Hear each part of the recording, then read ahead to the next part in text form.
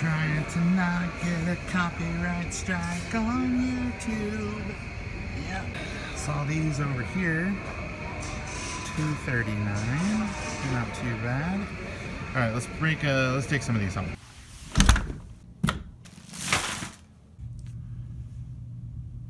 Welcome to Ron's Computer Videos.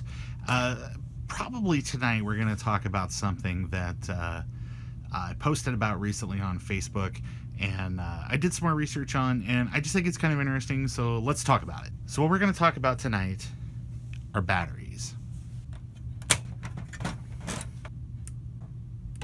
Batteries. Specifically, these little suicide machines that have ruined more 2GSs that I've tried to buy off Craigslist than a million rat's nests in the garage. So what do you do about it other than clip this thing out and then go in and reset your control panel every time you turn the darn machine on? My advice is to install one of these handy dandy little 3-cell battery holders. Now, you might be asking, and this is what I asked, is how safe is it? Because this little Varta, this original battery, is 3.6 volts when they're brand spanking new out of the box. These little half AA's lithium batteries. So how do 3 of these just AA alkaline batteries at 1.5 volts each, how can you safely use that in the machine? And it turns out, because really it'll take up to 5 volts, it doesn't seem to actually care. It probably would care if you went over that by very much, but you know, with circuit tolerances and the magical properties of these electrochemical potential in these little batteries, sometimes they're higher anyway. Like the starting voltage on this battery is not going to be exactly 1.5 volts. Might be a little bit higher, might be a little bit lower. Depends on if it's cold outside. Depends on a lot of factors. But in any case, this brand new battery, if I put 3 of them in there, I'm going to get 4.5 volts. That's going to pump into the real-time clock on the 2GS. Now, the real-time clock is located right here next to the engine of death. And the pinout on this, I've also got the circuit diagram here. Circuit diagram shows that on the power supply side, like from the 2GS, like when you actually have this thing powered on, you're going to get 5 volts into this little diode. It's going to go down. It's going to stop any kind of battery or any kind of voltage coming back the other direction from the lithium battery over here. It's going to drop down here to that pin, and that's your 5 volt input. Now, if you turn on your 2GS with a multimeter, you know, it's not an altimeter, right? So if you turn that on and you put the positive lead on your multimeter on that pin, and you put the negative lead like on the case or any kind of place that's ground, you're going to see that there's 5 volts present with the power on. Now, you turn your 2GS off, and you come back and you test it with a multimeter with your batteries hooked up, and if you have 3 AA's in there, then yeah, you're going to go ahead and get 1.5 times 3, so you're going to get 4.5 volts. That's still within tolerance, but talking to people on the 2GS enthusiast and the Apple II enthusiast Facebook groups, people were like, no, there's a better option. So that's what we're going to talk about tonight. And that better option are nickel metal hydride batteries.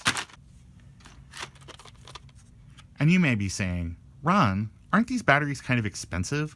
I mean, sure, these are store brand batteries that you picked up from Menards, but you know, the Duracell batteries are like $8 for like a 4-pack, and yeah, it might be possible, but you know, I just picked up some cheap stuff at Menards. I think this pack, and this is really, we'll start at the very beginning. This pack right here, these Perform Max, these are solar landscape lighting batteries. They're nickel metal hydride batteries, but they're not 1.5 volts. They're 1.2 volts. So if I take 3 of these and I put them in my handy dandy little battery holder, I'm going to get 3.6 volts. Exactly what that Varta was supplying for 20 years somehow and not leaking. But this will get me where I want to go. These batteries right now are on sale for like $1.77 with a mail-in rebate. Now, hold on a second. They're $1.99 if you just buy them, okay? They're $1.77 with the rebate. I am not sure what are like if Menards thinks everybody steals stamps from work, but it seems like that's more trouble than it's worth. In any case, I just bought them. I thought it'd be fun to try. Now, here's the other thing. These are only 800 milliamp. These aren't going to last super long. Like, I would say if you charge these up and these were at like full performance, 6 months, 8 months, maybe? I don't know. It'll be a fun experiment, and I hope you hang around to find out. It's going to be that long of a video. Now you've got something that's maybe a little bit different. These are Northtech's. This is just another little store brand for Menards. And these are also basically look like they're made in the exact same factory as these. But these batteries here are 600 milliamp. So I don't know why these would be more expensive than these other ones. Maybe they're just trying to close these out. Who can say? In any case, I'll try them both and just see. And here is the a little bit higher end store brand battery. These are rated at 2000 milliamp. So I'm sure that these will last a good long time installed in the machine.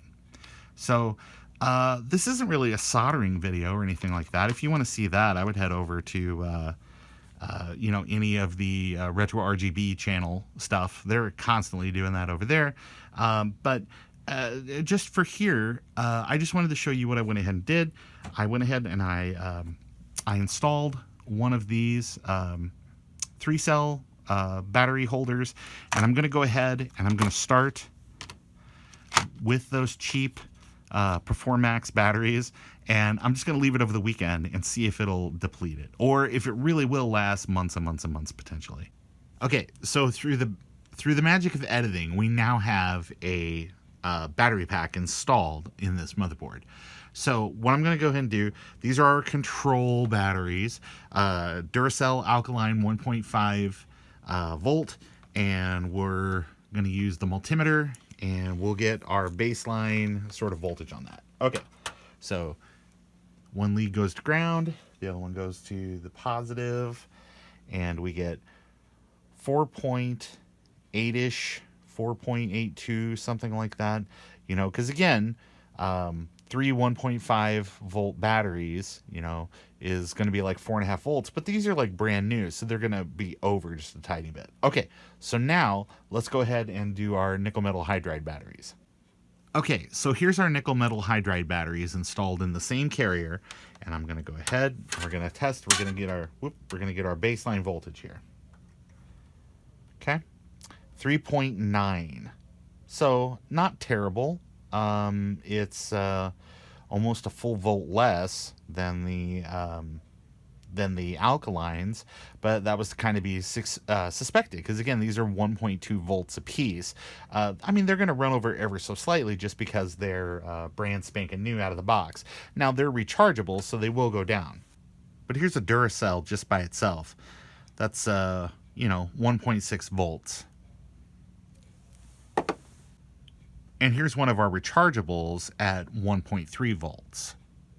And with our nickel metal hydride batteries installed, we're going to go ahead and we can test the voltage on the clock battery, and we can see exactly what's getting over there. And it's 3.5 or 3.54 volts. And if we test it again with the 2GS actually powered up, we get, 4.67, 4.68 volts. Because it's pulling it from the, the supply side now. So I'm going to go ahead and give these guys a shot and just see if they go flat after a couple of days, or if they're in it for the long haul. It's just kind of a cheap option. So I'll give this a shot, and I will report back. Everybody have a wonderful evening. Apple II forever.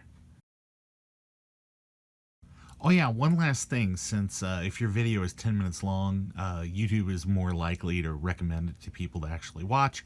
I just wanted to say something about these, like half double A adaptery kind of things.